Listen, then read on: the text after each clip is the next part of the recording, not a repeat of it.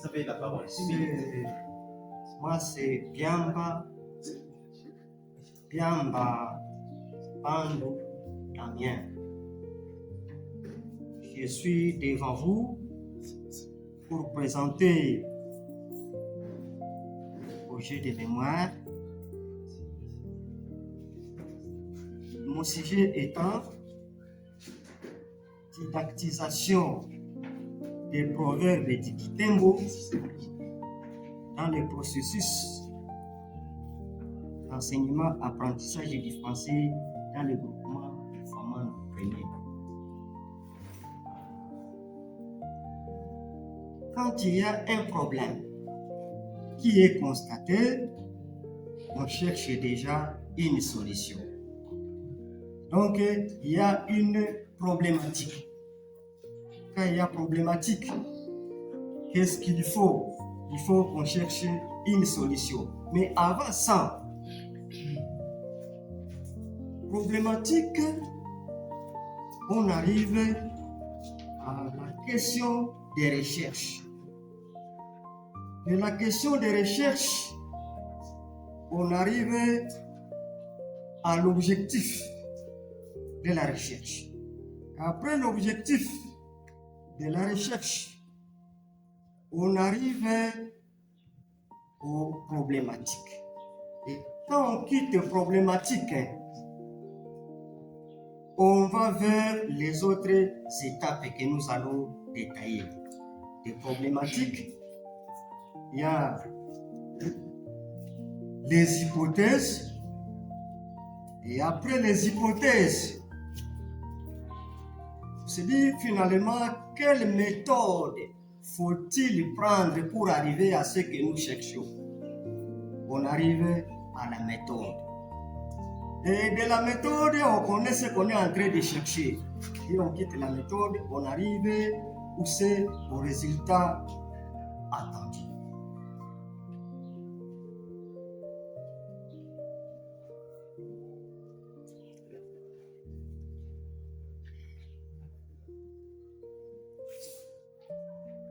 Bien, en RDC, l'enseignement se passe toujours dans la langue française, c'est la langue officielle. Mais dans un milieu tel que notre milieu défini dans notre sujet groupement Ufamandu, c'est un milieu où il y a plusieurs langues. Un milieu où il y a plusieurs langues. Et avec ces plusieurs langues,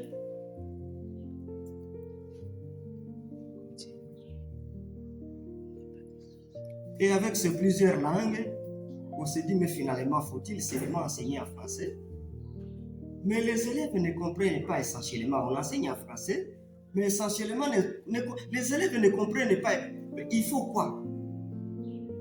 Et on s'est dit, on peut prendre les proverbes.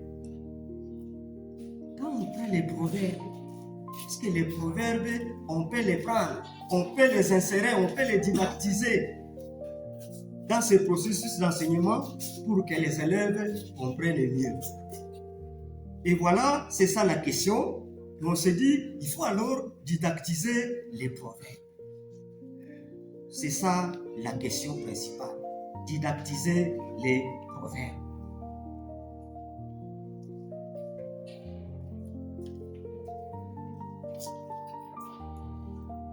Bien. Alors, la question principale, et c'est là où nous sommes, comment ces proverbes, Tembo, peuvent-ils être didactisés et exploités efficacement dans le processus d'enseignement-apprentissage du français en groupement Ufamandu? C'est Ufamandu premier parce qu'il y a deux Ufamandu. Il y a Ufamandu premier, Ufamandu 2. Auparavant, c'était un seul groupement. Avec des situations, on a scindé, on dit, il y a ici le groupement Ufamandu 1 et ici il y a déjà le groupement Ufamandu 2. Dont la plupart des langues, il y a des Iquitin, il y a les Kinyawan, il y a les Machikiela, ainsi de suite. Toutes ces langues-là sont parlées aux femmes.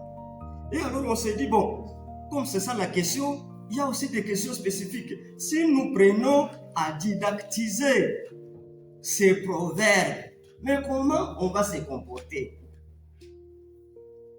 On se pose aussi d'autres questions intermédiaires. La question principale est là. Comment didactiser ces proverbes-là pour qu'ils entrent en ligne de compte dans le processus enseignement-apprentissage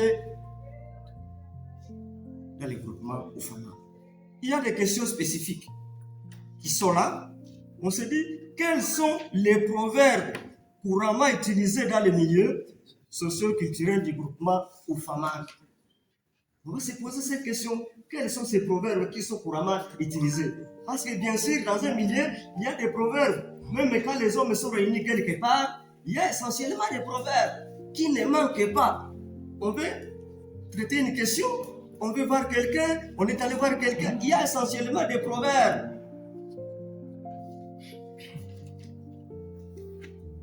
Dans quelle mesure les enseignants de français exploitent-ils actuellement les proverbes ou éléments de culture locale? On se pose aussi cette question.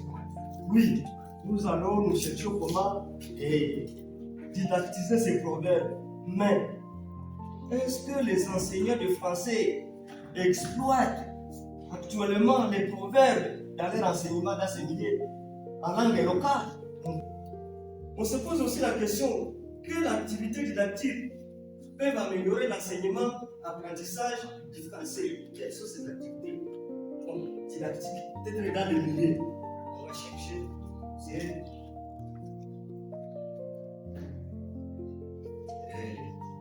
général de la recherche. C'est analyser les possibilités, c'est-à-dire le moyen possible de didactiser les proverbes et proposer des modalités de leur exploitation dans le processus d'enseignement-apprentissage du français en groupement ou famille. Il faut analyser les possibilités, par quels moyens on peut arriver à didactiser ces proverbes et que ces proverbes arrivent au résultat escompté. Parce que nous voulons que ces proverbes-là, quand ils sont didactisés, peut-être faut aider la recherche et on arrive au but proposé. Il y a des questions pour cela. Comment analyser ces processus? Qu'est-ce qu'on va faire?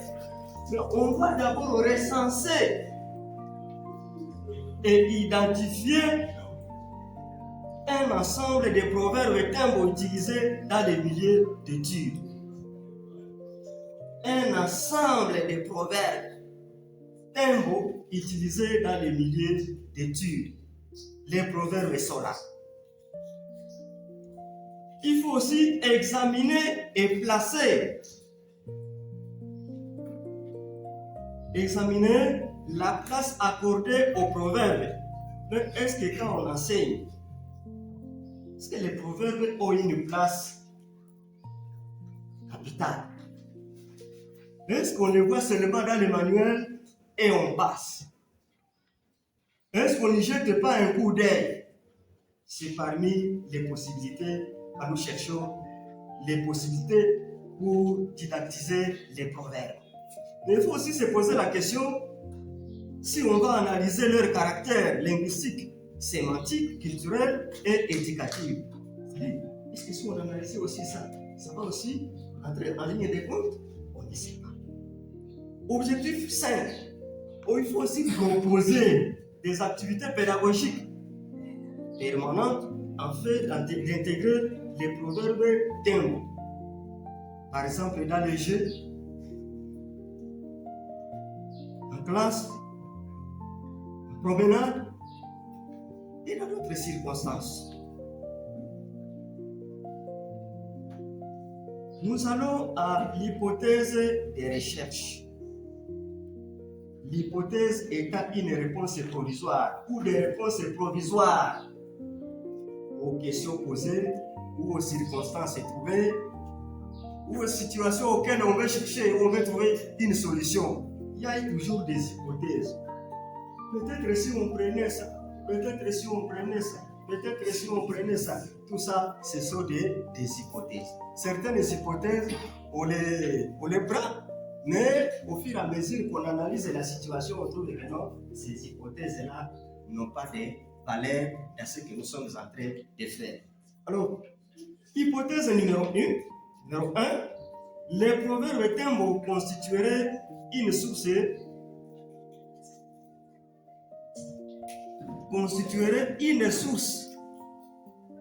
linguistique, culturelle et éducative. C'est une hypothèse. Autre hypothèse, les éléments culturels familiers favoriseraient la motivation et la participation des apprenants. C'est une hypothèse. Hypothèse numéro 4. La didactisation des proverbes rapprocherait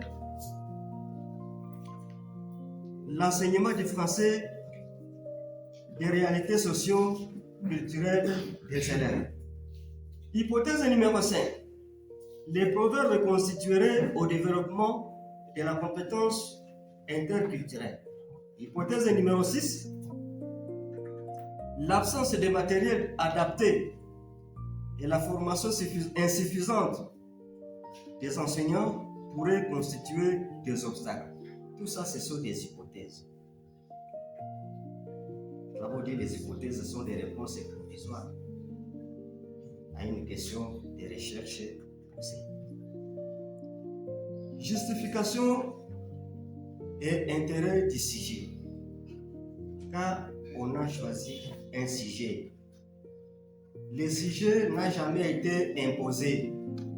C'est nous qui proposons nos sujets aux enseignants. Les enseignants amendent ces sujets pour la cohérence logique. Mais le sujet a été choisi par nous-mêmes. Et donc, si j'ai choisi ce sujet ici, de la didactisation des proverbes, du coutume, je sais et je dis, il y a l'intérêt que j'ai trouvé là-dedans. J'y ai trouvé l'intérêt communautaire. J'ai trouvé qu'il y a aussi l'intérêt pédagogique. J'ai trouvé qu'il y a aussi l'intérêt social. Et il y a l'intérêt institutionnel.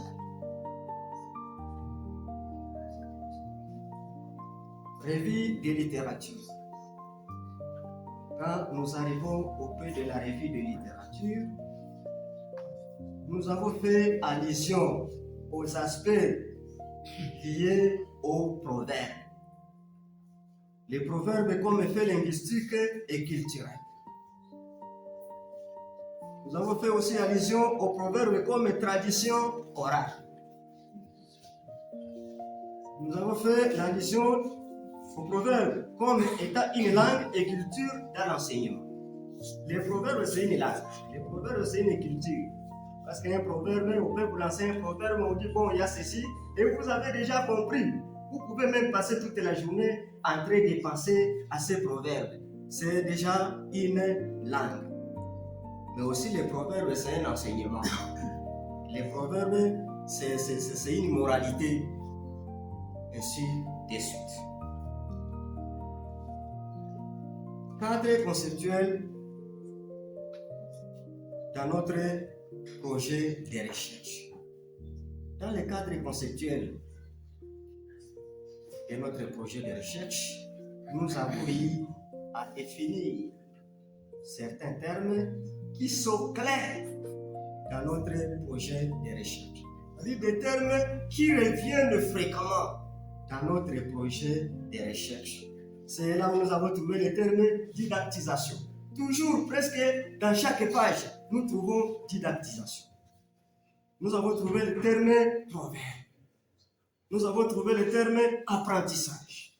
Nous avons trouvé le terme enseignement. L'enseignement qui marche toujours avec apprentissage. Nous avons trouvé le terme compétence, le terme interculturalité. Ce sont les termes qui reviennent fréquemment. C'est pourquoi nous les avons épinglés dans notre cadre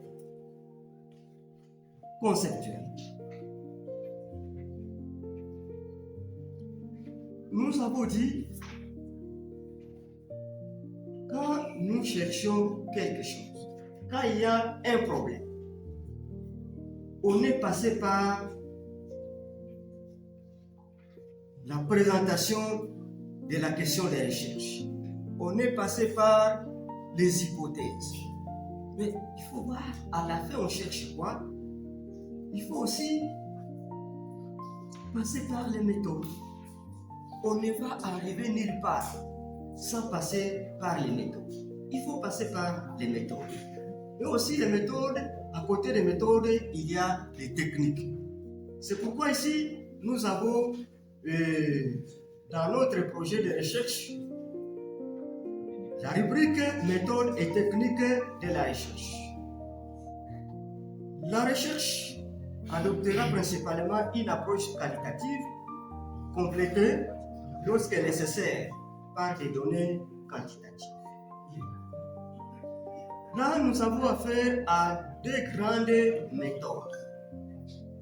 Nous avons la méthode descriptive qui consiste à présenter les proverbes recueillis, les pratiques pédagogiques observées et les contextes enseignés.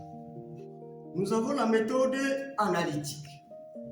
Cette méthode qui sert à étudier la structure, la signification, les valeurs culturelles et les possibilités d'exploitation didactique.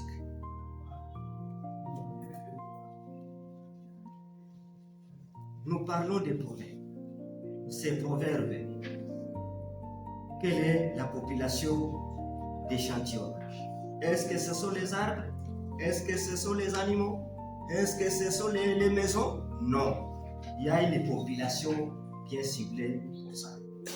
Cette population d'études, c'est d'abord les enseignants de français dans les établissements d'enseignement, groupement ou FAMAN.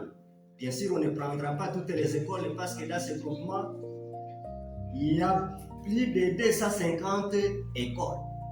Il faudra cibler certaines écoles ou établissements. Population cible, il y a aussi les apprenants. Mais aussi, il y a des locuteurs timbres qui maîtrisent les proverbes et la tradition orale.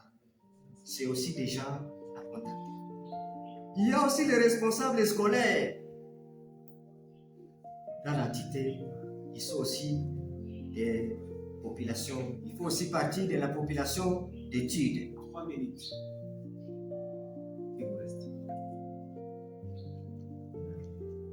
Technique de collecte des données.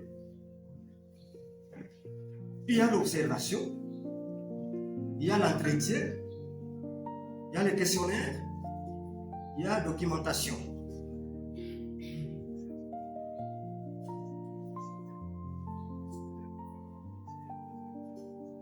Résultats attendus. Dans le cadre de notre recherche, les résultats attendus après toutes ces étapes-là, le résultat attendu est celui-ci. Constituer un corpus de proverbes timbres pertinents pour l'étude.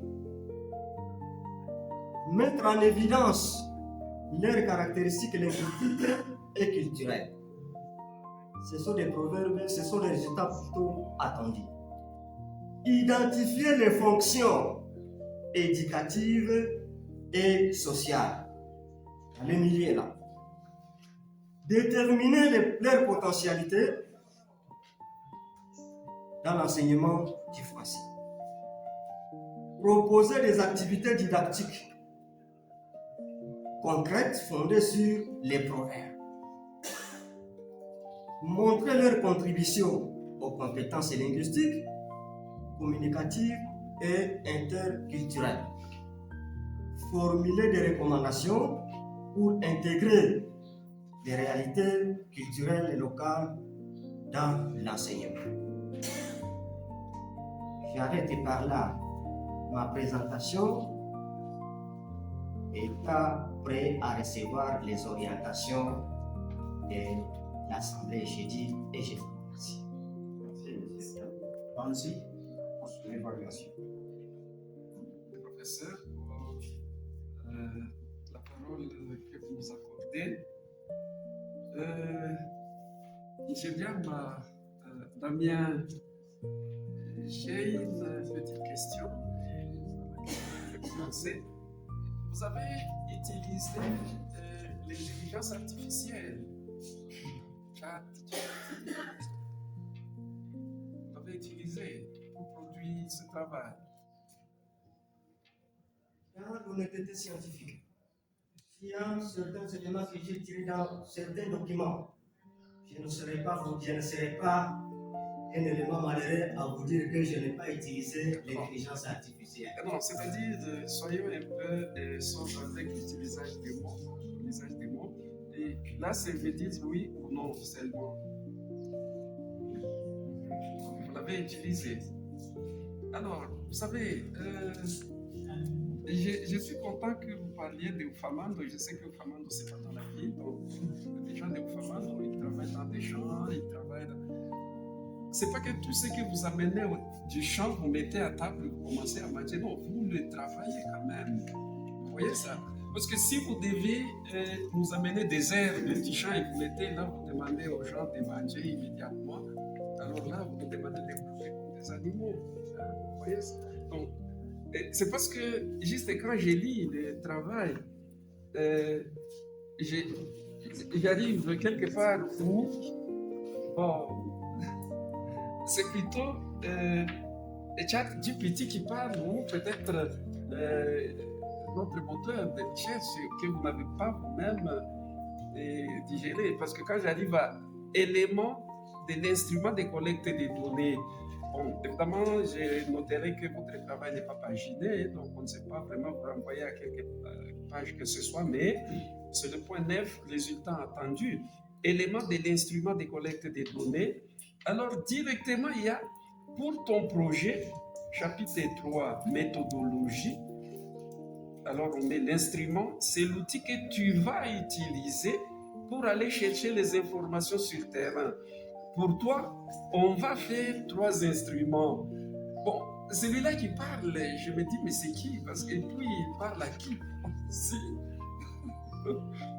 tu vas utiliser, vous me demandez à moi d'utiliser, c'est vous qui devez le faire. Et deux pages après, conseil important. Conseil important. Bon, le premier conseil, on te dit, valide tes outils. Fais tester le questionnaire à 2 enseignants avant. Bon. Deuxième conseil pour la langue, questionnaire enseignant en français, explication aux élèves en quittant au français. 3, anonyme. Rassure les gens, c'est pour la recherche et pas pour noter. Bon, là, on sent que c'est vraiment l'intelligence artificielle que vous n'avez pas tout simplement, vous-même, vous n'avez pas eu le temps de digérer et de voir ce que vous présentez. La même chose pour ce que vous appelez le cadre conceptuel. Le cadre conceptuel que vous présentez là-bas, en fait, c'est le style de l'intelligence artificielle qui vous donne juste des concepts avec des flèches. Mais votre cadre conceptuel devait être plutôt un cadre, comme le mot même l'indique, où vous prenez justement ces mots clés